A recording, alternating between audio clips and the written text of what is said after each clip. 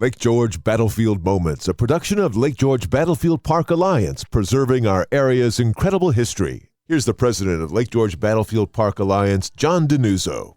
Welcome to Lake George Battlefield Moments. This is John Denuzzo of the Lake George Battlefield Park Alliance. I'm joined today by Pat Niles, a fellow trustee who's the president of the Washington County Historical Society and co-chair of the Washington County 250th Anniversary Committee. Welcome, Pat. Thank you, John. I appreciate having me back one more time. Washington County, is mostly a rural county, but a lot happened historically in the 18th century in Washington County that, is kind of off the radar of most people, but you have some very important historic spots. Want to tell us about some of the biggest? I think you take a look at Washington County and the American Revolution. You start right from the very first few days of the American Revolution. You have Lexington and Concord. In April of 1775, you've got the taking of Ticonderoga in May 1775, the taking of Skenesboro, which is now Whitehall, the development, one of the first navies, with Arnold taking Philip Skenes' schooner and going up and taking a couple more ships up in St. John's and then coming back. And then the decision to end up invading Canada in the summer of 1775. And that was launched from Skenesboro. It's launched from Ticonderoga. And then supplies went through that area in 75, 76. And then, of course, the British were reinforced in the spring of 1776 and ended up forcing the Americans out of Canada back into Ticonderoga, Crown Point, Ticonderoga, Skenesboro. And then the naval race between the British and the Americans in 1776, building of the British Navy in St. John's, Canada, and the building of the first American Navy in 1776, not the official Navy. The official Navy's come out of Philadelphia, but we claim it. And then, of course, the Battle of Valcour Island, which is launched from Ticonderoga, and eventually the British came back down and took a look at what was at Ticonderoga and Mount Independence and decided they would return to Canada and wait for the next day. Now, the notorious Benedict Arnold had something to do with the buildup of that makeshift Navy at Skenesboro/Whitehall. Can you just kind of describe where Arnold was and what he was doing? Arnold, Philip Schuyler, General Philip Schuyler, and General Horatio Gates should be credited for the building of that Navy in 1776. Arnold, of course, was a trader in more than one way, but he traded in the West Indies. He knew ships, and he helped build the Navy in 76 in Skenesboro and Ticonderoga. It's interesting because you have Philip Schuyler, who helped bring all that forth logistically, and then, of course, Gates oversaw Ticonderoga and Mount Independence and helped build the Navy as well. So all those people that interplay for the next few years are main characters in 75, 76, and 77. Okay, and as we get into 77, of course, the major Burgoyne Campaign filtered its way down from Ticonderoga to Skenesboro and other parts of Washington County. Washington County was really the focal point of a lot, including what led up to right before the battles of Saratoga at Bennington. Can you kind of give us a summary of that trajectory?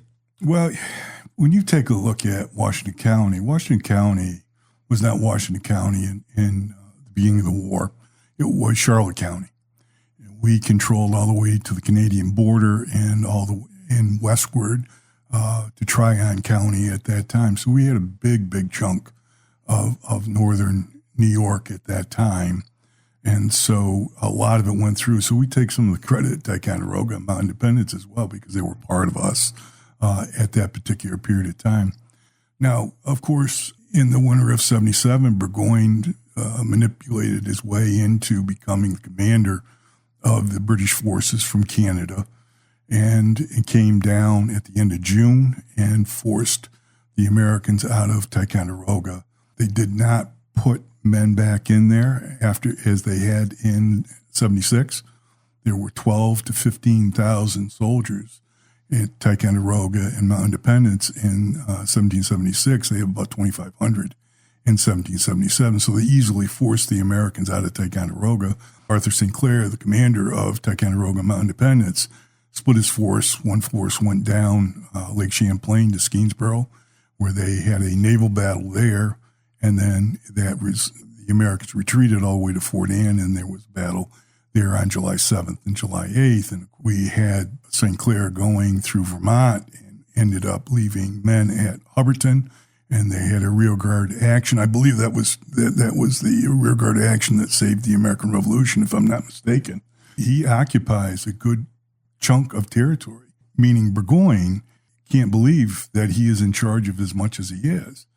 The unfortunate thing for him was he didn't have enough wagoneers, he didn't have enough wagons, he didn't have enough horses, and made the fatal decision to end up building a road from Whitehall to Fort Edward, which slowed him down. It ends up, I saw a statistic one time that the British Army marched 17 miles a day in Europe. From Whitehall to Fort Miller, it's 40 miles. It took him almost 2 months to get there from building that road.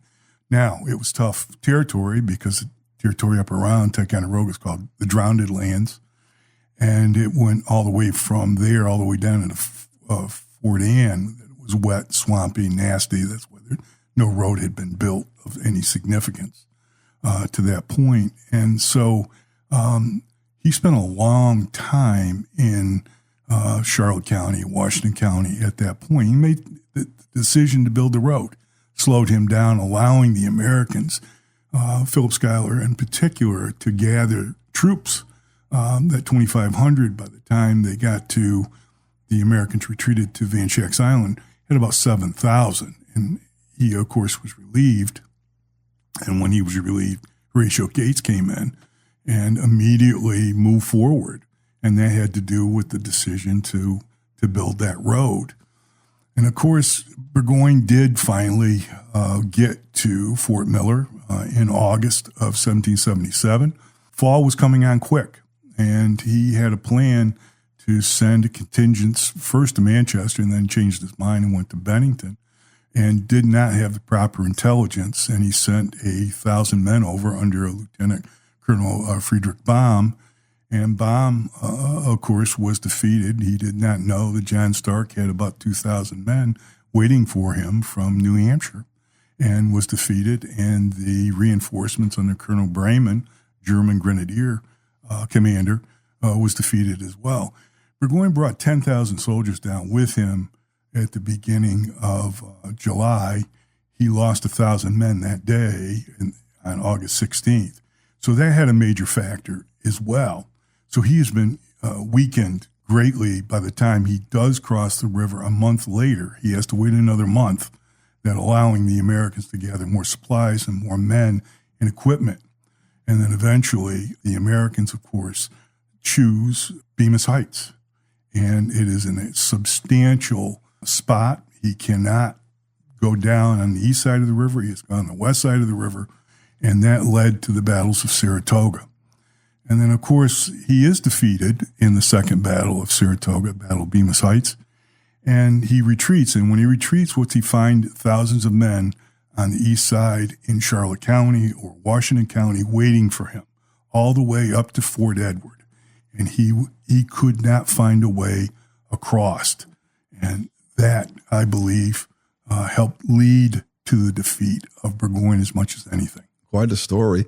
Now, I want to ask you about your upcoming events, but first, are there historic sites in Washington County that people can actually see? You know, Hudson Falls, Fort Edward, Fort Miller, etc.? There are. I mean, it's markers more than anything else. I think if you're going to go to Washington County, one of the places you really should stop is the old Fort House in Fort Edward. Now, the executive director there, Paul McCarty, is also the co-chair with me of the Washington County 250th. And he has each one of the rooms decorated in an era that was important to the area. But the old Fort House was standing there in 1777, built in 1774 from the the beams of the old fort that was put together in the French and Indian War. Now, that's one spot you should go. You should go to Rogers Island because they had some influence during the American Revolution, specifically the French and Indian War during that time period. Places that you're going to go, you should take a look at Battle Hill up in Fort Anne. That's a spot that you should also go. Skenesboro itself, the area around there is well marked. That was significant. It was the headquarters for Burgoyne for a month until he finally moves down to Fort Anne, the Gordon House, and then eventually the old Fort House where he made headquarters. And then eventually he ends up going to Fort Miller and going to William Doer's home. They're all marked. They're not all standing anymore, but you know where the markers are at this point in time. That leads, you're going to talk about some of the things that we intend on doing in Washington County. I'm just going to throw it in real quick, that in 2027, we're going to mark all those areas with talks. We are building, having a cannon poured, 18th century cannon poured, carriage made. That cannon will be at all the spots that Burgoyne and the Americans were located in June, July, and August of 2027. Perfect. All right. So your upcoming events, on the radio side, you mentioned December the 13th, where you're going to recreate Henry Knox's Noble Artillery Train from basically Hudson Falls down to Fort Miller. That's in the morning, following what we're doing at Lake George on December 12th. That afternoon, it goes to Schuylerville, et cetera. What else do you have in the works? Well, this October, it's interesting. We're starting to I remember the last time I was here, I went behind John Berry, and he was talking about the committee coming together. And I think the committee's coming together, and we're coming up with more ideas and working more cohesively. And one of the ideas that came out of it was the October Fall Crawl. That is a flannel crawl. It's agricultural. This year, we're changing the names of a number of the drinks that we produce in Washington County, in the breweries, the distilleries, and the wineries are all going to Colonial Drinks, or at least one for each one of them, and to support Washington County and the American Revolution, to show what we've done in the past. What's the date of that? That will be pretty much the whole month of October. The big event, of course, is the Knox Trail with the parade, and we are at this point in time, we've contacted every school in Washington County. We are in the process of contacting every civic organization, every historical organization, to hopefully march in the parade. We want it. I noticed that a lot of the organizations, these 250th commissions or committees, are starting to work towards the kids. One of the great things that came out of the reenactment was the Knox Trail, the building of the sleds, the ending up of getting a design and then having the BOCES kids do that. We honored them at the Washington County Fair a couple of weeks ago. We hope to have them march in the parade as well, because there were Washington County, Saratoga County, Warren County kids that were all involved in that. We are hoping for 50 years from now that these kids will be around and talk about what's going on, because we're going to be a significantly different society 50 years from now with the technology that we're now starting to see develop at that point. So we hope they can tell those stories. I know people that were here 50 years ago that tell the stories of what they did at that particular period of time. Other things that we are doing, we had a tavern talk last year on the American Revolution. We will do that again in February or March of this year. This year we're going to focus on the French and Indian War and try to take a look at what effect the French and Indian War had on the development of the American Revolution. We serve lunch, usually 18th century food. We have 18th century music. We have reenactors come in, and they end up being posed with questions, and those questions end up being answered. And it was interesting the way it worked last year, a little slow in the beginning, and then what happened is once people realized the process, it became a lot of fun for them. We set the time period. We ended up cutting it off. People were disgruntled because we cut it off, but you've only got 2 hours or 3 hours or whatever. So they wanted more. That's what you want. You want to leave them wanting more. And that's exactly what we did. Our big event next year, and that was going to be our major event, is what we call the History Festival. And what we've done is we were taking over the Washington County Fairgrounds. Every historian, every historical group, every antique car, tractor, boat, we will be bringing in as many of these groups to show off their wares, do presentations, do demonstrations. We'll have music throughout the time period. The different time periods over the 250 years, we'll have folk, classic, bluegrass, demonstrations on how things were done. We wanted a living history weekend, basically. Reenactors will be there as well. We'll have farm animals, the draft animal people that we're dealing with on the Knox Trail Parade and the Knox Trail reenactment will be there as well.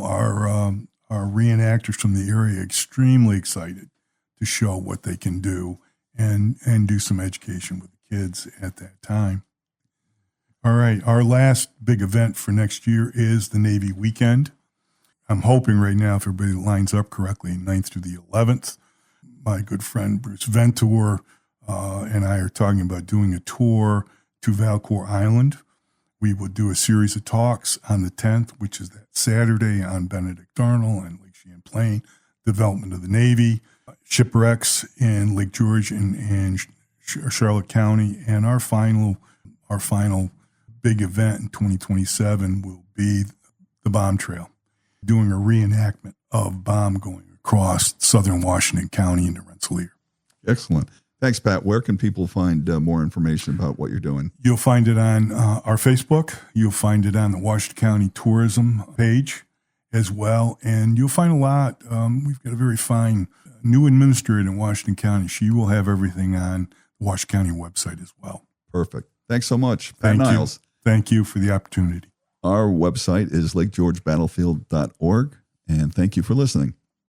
Lake George Battlefield Moments, a production of Lake George Battlefield Park Alliance, preserving our area's incredible history. For more information or to check out the latest podcast, go to lakegeorgebattlefield.org and listen live on Saturday mornings at 9:40 a.m. to Lake George Battlefield Moments on 93.5 Lake FM.